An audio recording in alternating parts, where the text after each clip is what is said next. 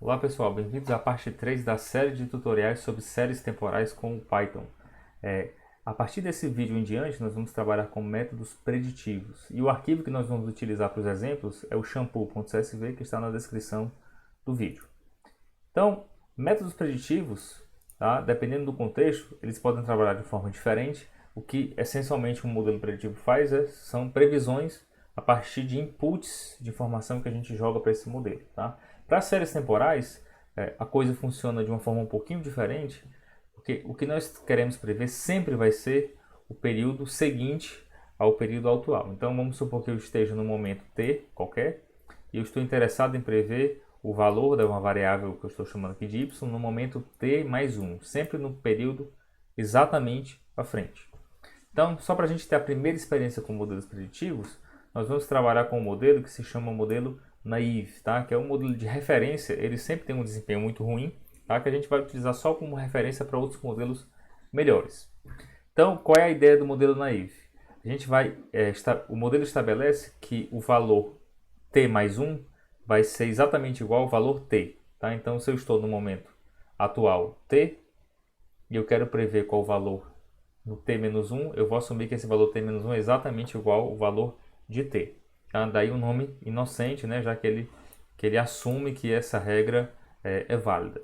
Então, para a gente implementar aqui, eu vou criar o nosso data frame. Eu importei já o pandas, tá? Importei o matplotlib e criei o nosso data frame a partir do arquivo csv. Tá? Transformei a coluna month, né, que era uma coluna que tinha nesse data frame, para o formato datetime e fez com que essa coluna se tornasse o índice do nosso data frame. Só para a gente visualizar, tá? O formato final é esse daqui, que é o que a gente vai utilizar para os nossos modelos preditivos. Então, o índice da tabela são os meses, são os períodos, e eu estou interessado aqui em modelar as vendas de shampoo. Então, para implementar o modelo Naive, que não é muito difícil, tá? Já que a regra dele é bem simples, nós vamos utilizar a seguinte lógica. Tá? Eu vou utilizar o comando Shift, que é um comando de uma série do Python, tá? Das séries do Python, que ele desloca os dados para um determinado número de períodos. Então, eu vou criar uma nova coluna, que eu vou chamar de Naive, e ele vai ser igual a df.sales.shift, um período. Dá uma olhada como é que fica. Então, ó, nós temos aqui o nosso modelo preditivo e o valor original. Qual seria a previsão para fevereiro? 266. Por quê? Porque foi justamente o valor em janeiro. Qual seria a previsão para março? 145,9, que é exatamente o mesmo valor real que aconteceu em fevereiro. Né? A gente tem aqui um valor vazio, já que eu não consigo prever o valor de janeiro sem ter um valor de período anterior. Então, o modelo Naive é basicamente isso daqui. A gente pode visualizar o modelo preditivo com os dados originais utilizando o nosso comando plot.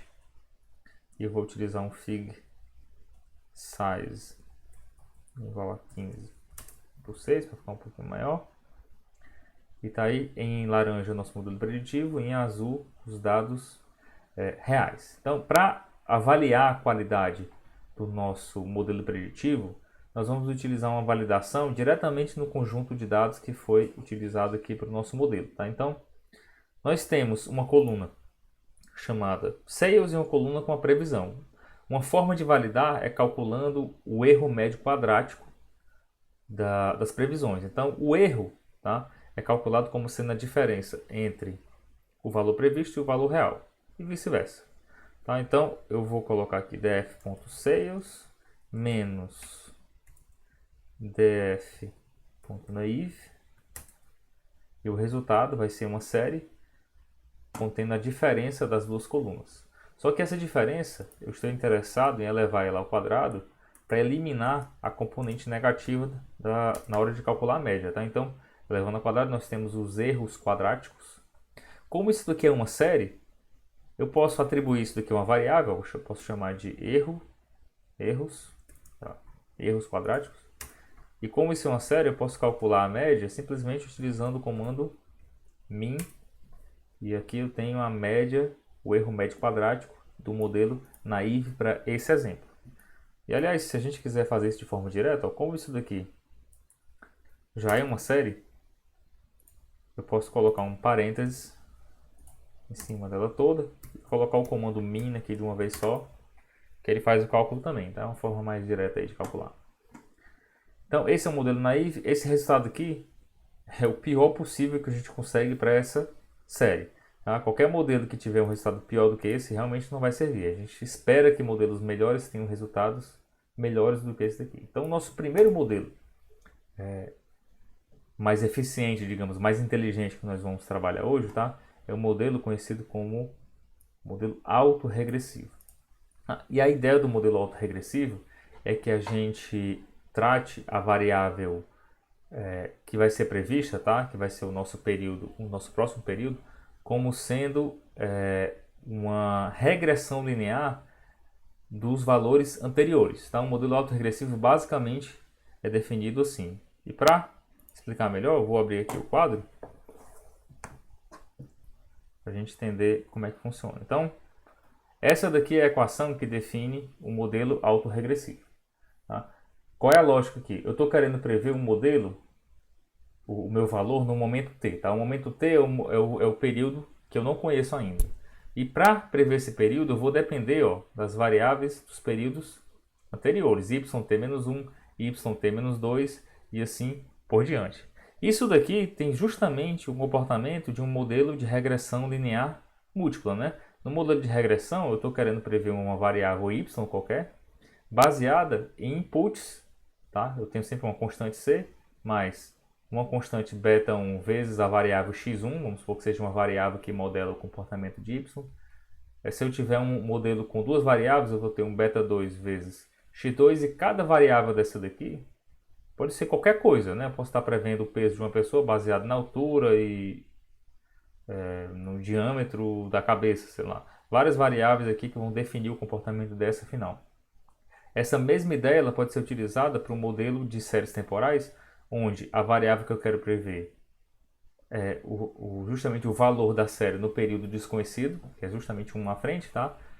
Seguindo uma regra linear, utilizando os períodos anteriores, tá? E o número de períodos é justamente o que a gente vai definir para esse modelo autorregressivo, tá? O modelo autorregressivo de ordem P, que é o caso aqui, ó, ele está indo até P, é um modelo que considera um lag, tá? A gente chama de lag, um lag de P períodos. Então, voltando lá para o nosso notebook,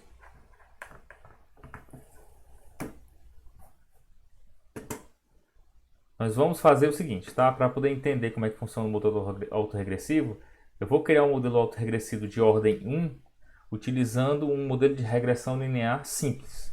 Então, nós vamos criar uma variável x1, e essa variável x1 vai ser justamente aquele shift que nós criamos aqui no modelo naive, tá? Então, eu vou fazer o seguinte, eu vou ler de novo esse arquivo para ele limpar aquele resultado anterior, tá?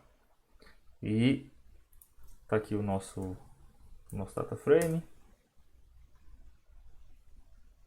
ele zerado, tá? Sem aquela coluna naive. Então, nós vamos criar uma coluna chamada x1 que vai representar a nossa variável de input do modelo de regressão. E ela vai ser justamente aquela mesma lógica do modelo naive, tá? Eu vou usar o shift de um período. Então, def.red. Aqui. Então, o nosso modelo de regressão ele vai considerar x1 como sendo a nossa variável de input. O modelo de regressão ele não aceita valores vazios, então eu vou utilizar aqui um def.drop, né?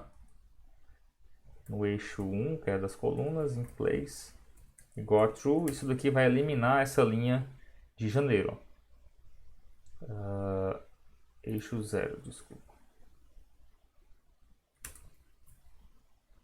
Vai eliminar a linha de janeiro, então nós temos aí um modelo que já pode ser utilizado para regressão linear. Só uma curiosidade, ó, se a gente plotar aqui plt.scatter, se a gente plotar o gráfico de dispersão de x1 versus sales, a gente vai perceber que essas duas variáveis têm um padrão linear. Quando o x1 vai aumentando, as vendas vão aumentando. Então a gente pode de fato lidar com essa série temporal como sendo um modelo de regressão.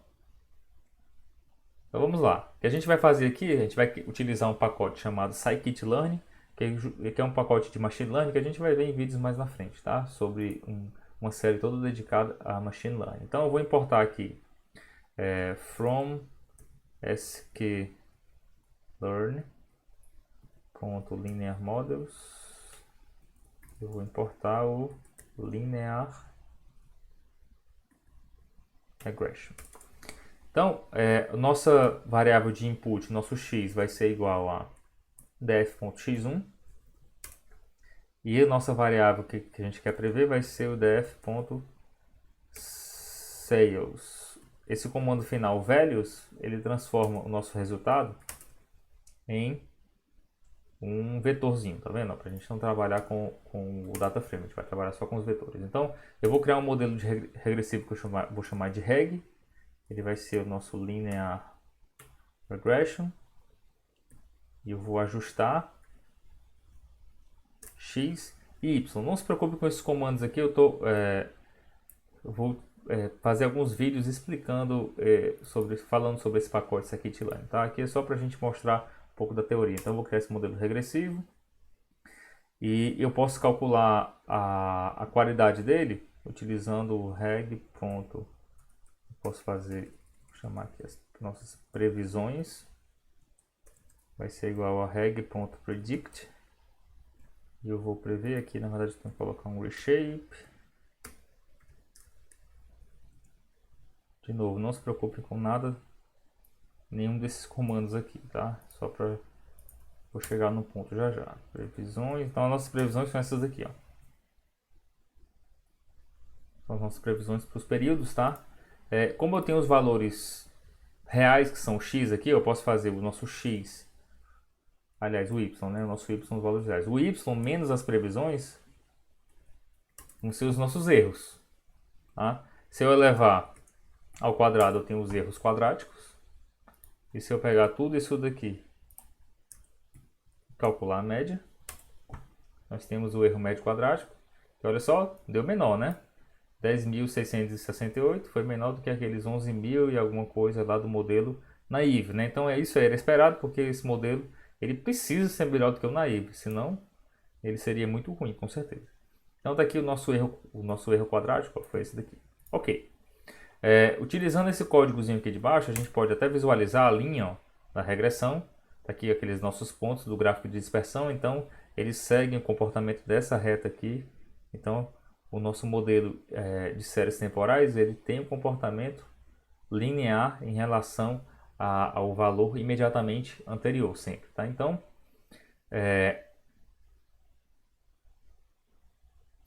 a gente pode visualizar o modelo, a série temporal e o modelo preditivo dessa forma aqui também, tá? Então só dar uma olhada rapidinho. PLT. Aliás, a gente pode criar uma coluna que eu vou chamar de AR1, vai ser o nosso modelo autorregressivo de ordem 1. Ele vai ser igual a justamente esses valores aqui da previsão. Previsões, está aqui. Vai ser igual às previsões. Então vamos só dar uma olhada aqui.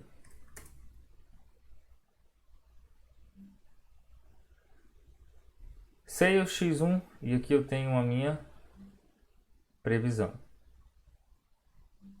É isso? Ok. Então, a gente pode visualizar aqui o modelo utilizando df.plot. Vou selecionar só a coluna sales e a coluna ar.plot. Tá aí o nosso modelo versus nosso modelo preditivo, tá?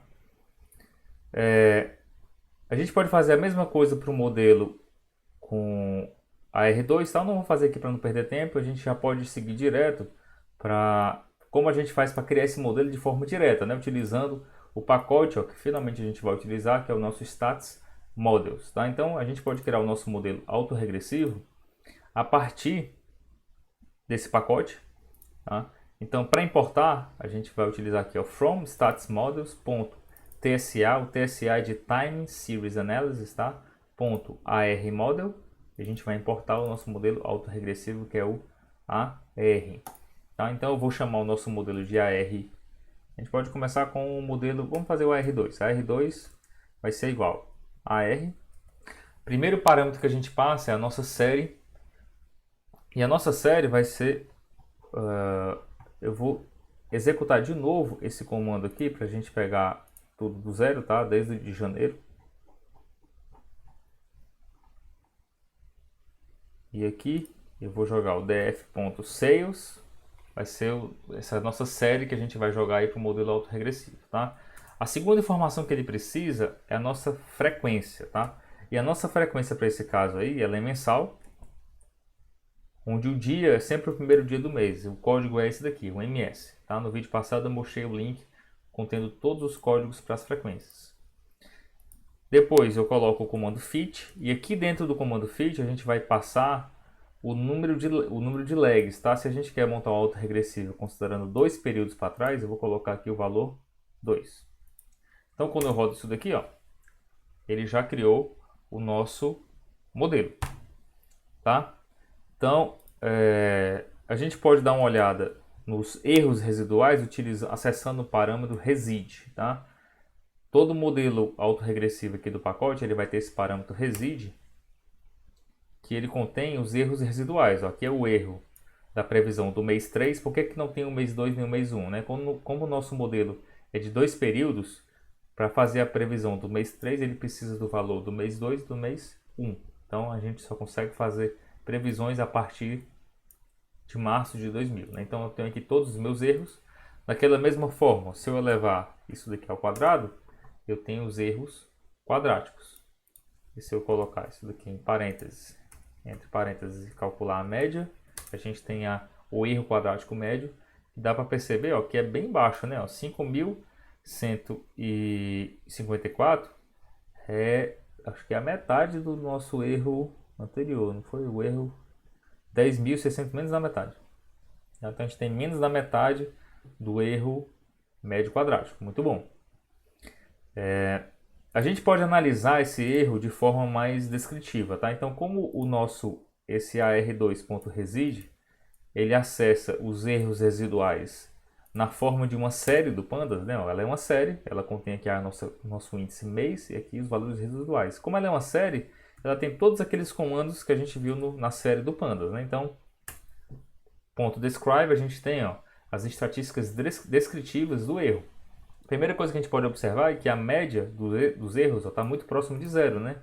Esse E elevado a menos 14 significa que isso aqui é a mesma coisa que multiplicado por 10 elevado a menos 14. Então a gente tem 14 casas decimais para cá. Então é 0,00014 zeros até chegar aqui no 9. Muito próximo de zero, né? A média, isso é bom e significa que o nosso modelo ele não é tendencioso, né? Na média ele está errando, quando ele erra para cima e para baixo, na média ele está ficando centrado no zero, tá? A gente tem esse desvio padrão aqui de 72 e aqui embaixo eu tenho os quartis, que dá para ter uma noção da distribuição do erro, que mesmo que eu esteja mais centrado com a média no zero, pode ser que tenha um lado que esteja mais distribuído, outro lado que esteja mais concentrado. Então a gente pode analisar melhor os erros residuais utilizando gráficos, tá? Um gráfico interessante para analisar é o gráfico box plot. Então, AR2.reside são os nossos erros residuais. Eu vou colocar aqui .plot e o parâmetro kind, que é o tipo do gráfico, eu vou passar aqui box. Tá? Então, nós temos aqui o gráfico box plot, que a gente tem como ter uma ideia visual aqui da distribuição dos dados em relação aos quartis, né? O valor mínimo está bem aqui, o valor máximo. O verde está bem próximo de zero, né? Então a mediana também está bem próxima da média. Ó. Esse traço verde aqui é a mediana. E dá para perceber que apesar da média, ou da mediana, né? No caso, está próximo de zero, existe uma distribuição maior ó, de erros mais para o lado negativo, tá? Do que para o lado positivo. O lado positivo tem pontos mais concentrados, aqui está mais espalhado. A gente pode confirmar isso utilizando o histograma. Então, essa mesma série reside. Tá? São os valores residuais. Se eu colocar um ponto hist, nós temos o histograma e mesmo padrão, né? Ó, média zero, dá para perceber que apesar de estar bem centrado no zero, esse lado aqui está mais espalhado, aqui tem um valor mais concentrado, ó, próximo do zero, que está equilibrando essa média em cima do zero. Então, os valores aqui, os erros mais para o negativo, eles podem acontecer com maior frequência, ó, valores mais distantes da média, enquanto esse lado aqui, o desvio padrão é menor para o lado positivo, tá? Ele está mais concentrado próximo do zero. Então a gente pode, só para fazer o último teste, criar um modelo autorregressivo de ordem 3. E para isso, como a gente já tem um pacote que facilita o nosso trabalho, ó, vou copiar isso daqui, vou colar aqui embaixo, eu vou chamar de AR3 e basta modificar aqui o lag, tá? Eu já vou aqui embaixo calcular o nosso erro médio quadrático. Então vou levar 2, entre parênteses, vou colocar ponto min e ele tem um resultado melhor. Então aparentemente o modelo autorregressivo com lag igual a 3 seria um melhor, ele teria uma estimativa melhor, né? A gente pode até visualizar aqui mais uma vez esse modelo versus os dados reais, né? Então eu vou criar uma coluna df, vou chamar de AR3, tá? Vai ser igual a as previsões. Para acessar as previsões a gente utiliza o comando predict. Então AR3.predict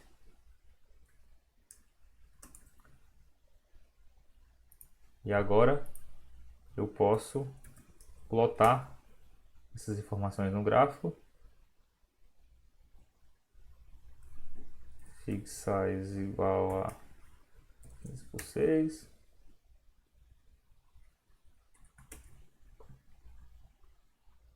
Então já dá para perceber que está um pouco melhor. Aqui ele já está começando a acertar. Em alguns pontos ele tem um erro maior, mas o modelo autorregressivo de ordem 3 ele já está bem melhor do que o modelo de ordem 2, que é melhor do que o naive, com certeza. Tá? Então, no final das contas, a gente está interessado em fazer a previsão para o próximo período. Por enquanto, a gente não fez, né? O nosso próximo período, se a gente acessar aqui o final do data frame, ó, tail, o último período que a gente tem é 2002-12, então é dezembro de 2002. A gente está interessado, então, em prever janeiro de 2003. Para fazer isso, a gente utiliza aquele mesmo comando predict, só que dessa vez nós vamos especificar o período que a gente quer prever, tá? Então, AR3, a gente pode usar aqui o modelo autorregressivo de ordem 3, AR3.predict, e os parâmetros é o start, tá? Que é o início. O início vai ser 2003, 1, 1. Ele pede para a gente especificar o fim também, né? Mas o fim ele vai ser igual ao início.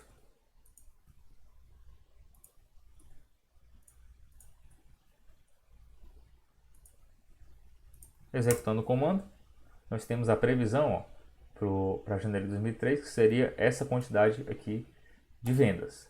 Tá? O gráfico aqui embaixo a gente consegue visualizar esse ponto, a previsão do próximo valor representado pelo ponto vermelho. A gente tem toda a nossa série que a gente já conhece e a gente parou bem aqui. Nós estamos aqui em dezembro de 2002 e a previsão para janeiro de 2003 está representado por esse ponto vermelho, que é justamente esse valor aqui que nós prevemos, tá? Então, por que ele tem o start e o end aqui e a gente está repetindo os dois valores, tá? Por que eu não posso colocar, por exemplo, para ele fazer uma previsão